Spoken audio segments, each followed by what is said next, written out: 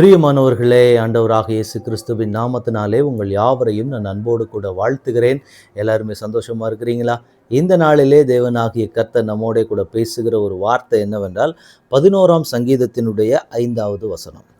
கர்த்தர் நீதிமானை சோதித்தருகிறார், துன்மார்க்கனையும் கொடுமையில் பிரியமுள்ளவனையும் அவருடைய உள்ளம் வெறுக்கிறது. இந்த வார்த்தை கேட்டுக்கொண்டிருக்கிற எனக்கன்பான தேவனுடைய பிள்ளைகளே, தேவனாகிய கர்த்தர் இன்றைக்கு நமக்கு சொல்லுகிறார், கர்த்தர் நீதிமானை சோதித்து அறிகிறார்.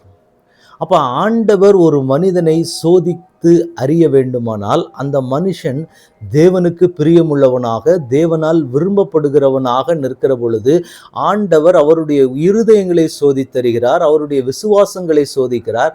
இப்படி ஒவ்வொரு காரியத்திலேயும் மனுஷனை தேவன் சோதிக்கிறவராக இருக்கிறார். இப்ப இந்த இடத்துல நீதிமானை குறித்து சொல்லப்பட்டிருக்கிறது. கர்த்தர் நீதிமானை சோதித்து அறிகிறார், துன்மார்க்கனையும் கொடுமையில் பிரியமுள்ளவனையும் அவருடைய உள்ளமானது வெறுக்கிறதாக நாம் பார்க்கிறோம். இந்த வார்த்தை கேட்டுக்கொண்டிருக்கிற எனக்கன்பான தேவனுடைய பிள்ளைகளே, தேவனாகிய கர்த்தர் நம்மை சோதித்து அறிகிற ஒரு தேவனாக இருக்கிறார். நீங்களும் நானும் கர்த்தருக்கு முன்பாக நிற்கிற ஆண்டவராகிய இயேசு கிறிஸ்துவினுடைய கல்வாரி இரத்தத்தினாலே கழுவப்பட்ட ஒரு நீதிமானாக நீங்களும் நானும் தேவ சமூகத்தில் முன்பாக நிற்கும் போது நமக்கு என்ன ஒரு காரியங்கள் நடக்குது அப்படின்னு பார்த்தீங்கன்னா, என் தேவன் என்னை சோதித்து அறிகிறவராக இருக்கிறார். அப்ப ஆண்டவர் ஏன் என்னை சோதித்து அறிய வேண்டும் அப்படின்னா, நான் தேவனுக்கு முன்பாக உண்மையும் உத்தமமுமாய் நான் நடந்து கொண்டிருக்கிறேனா, நான் எப்படிப்பட்டவராக இருக்கிறேன், என்னுடைய விசுவாசங்கள் எப்படிப்பட்டதாக இருக்கிறது என்பதை ஆண்டவர் பார்த்து அறிந்து கொள்ள வேண்டியது ரொம்ப முக்கியமானது. இன்னைக்கு நம்ம நிறைய பேர் கேட்போம், என் ஆண்டவருக்கு தெரியாதா நான் எப்படிப்பட்ட விசுவாசம் உள்ளவனாய் நிற்கிறேன், நான் எவ்வளவு பரிசுத்தமாய் நிற்கிறேன், நான் எவ்வளவு தேவனுக்கு உண்மையாய் நிற்கிறேன் என்பது என் தேவனுக்கு தெரியாதா அப்படின்னு ஒரு கேள்வி நம்ம முன்வைப்போமானால், தேவனுக்கு தெரியும்.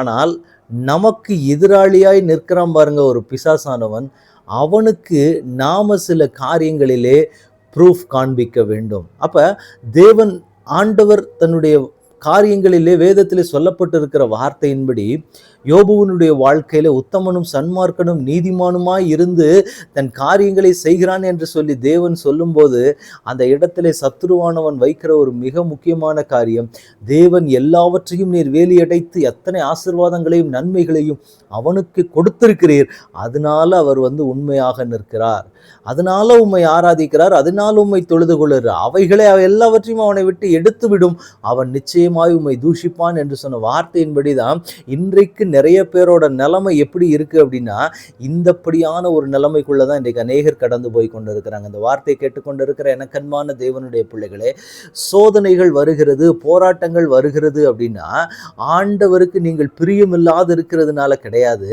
ஆண்டவர் உங்களை அதிகமாய் நேசிக்கிறதுனால இப்படிப்பட்ட போராட்டங்கள் மத்தியிலே நீங்கள் கடந்து போக வேண்டி இருக்கிறது. இதைத்தான் ஒவ்வொரு தேவனுடைய பிள்ளையும் புரிந்து கொள்ள வேண்டும். அவர் நீதிமானை சோதித்து அறிகிறார், துன்மார்க்கனையோ கொடுமையில் பிரியமுள்ளவனையோ அவருடைய உள்ளம் வெறுத்து தள்ளுகிறது. எனக்கு மாத்திரம் ஏன் ஆண்டவரை போராட்டம் வருகிறது, எனக்கு மாத்திரமே ஏன் இப்படிப்பட்ட காரியங்கள் வருகிறது, எனக்கு மட்டும் ஏன் சோதனைக்கு மேல சோதனை வந்து கொண்டே இருக்கு அப்படின்னா, நீங்கள் தேவனுக்கு பிரியமானவர்களாய் நிற்கிறீர்கள். அதனால கர்த்தருக்கு உங்களை யாருன்னு தெரியும், ஏன்னா அவர் தகப்பன். எதிராளிக்கு நீங்க யாரு, என் பிள்ளை எப்படிப்பட்ட ஒரு ஆளுன்னு ஆண்டவர் என்ன செய்யணும் அப்படின்னா ஒரு ப்ரூஃபா அந்த இடத்துல காண்பிக்கணும். அப்ப ஆண்டவர் அதை பார்க்கிற பொழுது என்ன நடக்குது அப்படின்னா, அவர்களுக்கு முன்பாக தேவன் போய் நின்று சில காரியங்களை செய்ய வைக்கும் போது தேவனுடைய திட்டம் அந்த இடத்துல வெளிப்பட ஆரம்பிக்கும். என் பிள்ளை எனக்கு முன்பாக உண்மையும் உத்தமமாய் நிற்கிறவர் தான் அப்படிங்கிறத தேவன் அந்த இடத்துல ஒரு ப்ரூஃபா காண்பிக்கணும். அப்ப அதுக்காக நம்ம என்ன செய்வார் அப்படின்னா, சில பாதையின் வழியாக தேவன் நடத்தி செல்லுவார்.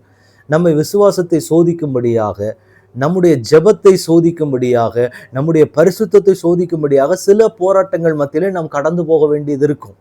அது நம்மை வீழ்த்துவதற்காக அல்ல, நம்முடைய நன்மைக்காக. அப்ப இதை ஒவ்வொரு தேவனுடைய பிள்ளைகளையும் உணர்ந்தவர்களாக தேவ சமூகத்துக்கு முன்பாக நாம நிற்க வேண்டியது ரொம்ப அவசியமான ஒன்று. அப்ப தேவன் உங்களிடத்திலும் என்னிடத்திலும் எதிர்பார்க்கிறது என்ன அப்படின்னா, என் தேவன் நான் நீதிமானாய் இருக்கிறதுனால என்னை சோதித்து அறிகிறார், நான் துன்மார்க்கனாகவோ இல்லை கொடுமையில் பிரியமுள்ளவனாக இருந்தாலோ என்னை அவர் வெறுத்து தள்ளிவிடுவார். எனக்கு அந்த போராட்டங்களோ சோதனைகளோ இராது. நான் சந்தோஷமாக இருப்பேன். ஏன்னா நான் கர்த்தருக்கு பிரியமானவனாக நிற்கிறேன். அதனால என் பேரில் சத்துரு சில குறைகளை வைப்பானானால் அதை நிறைவு செய்யும்படியாக என் பிள்ளை அப்படிப்பட்ட ஆள் கிடையாதுன்னு சொல்லி ஆண்டவர் சில ப்ரூஃப் காட்டக்கூடிய சூழ்நிலைக்கு தேவன் நம்மை அனுமதிக்கிறார். எனவே இதுதான் தேவன் என்னை சோதித்து நடத்துகிறதற்கான முகாந்திரம். இதை நாம தேவ சமூகத்துக்கு முன்பாக நாம் புரிந்து நடப்போமானால் தேவனுடைய இருதயம் மிகவும் சந்தோஷப்படும். நமக்கும் ஆவிக்குரிய வாழ்க்கையிலே சோர்வுகள் இறக்காது. அப்ப ஆண்டவர் இன்றைக்கு உங்களுக்கும் எனக்கும் சொல்லுகிறதான ஒரு காரியமே இதுதான். அப்ப ஆண்டவரிடத்துல இன்னைக்கு நாம போய் ஆண்டவருக்கு நன்றி செலுத்த போகிற காரியம் என்னன்னா, ஆண்டவரே நீர் என்னை சோதித்து அறிகிறதற்காக ஸ்தோத்திரம். நான் நீதிமானாய் இருக்கிறதுனால தான் என் தேவன் என்னை சோதித்து அறிகிறார். நான் நீதிமானாய் இல்லை, நான் ஒரு துன்மார்க்கனாய் இருந்தேன்னா என் தேவன் என்னை சோதித்து அறிய மாட்டார். அப்ப ஆண்டவர் நம்மிடத்தில் எதிர்பார்க்கிற ஒரு காரியம், நான் நீதிமானா இருக்கிறது நிமித்தம் நான் சோதிக்கப்படுகிறேன். எனவே என் தேவன் என்னை சரிப்படுத்த வல்லவராக இருக்கிறார். இந்த சோதனையில் நான் இழந்த இழப்புகளை என் தேவன் திரும்ப கொடுப்பார்னு ஆண்டவரிடத்தில் ஒப்பு கொடுக்க ஆயத்தமா இருக்கிறீங்களா?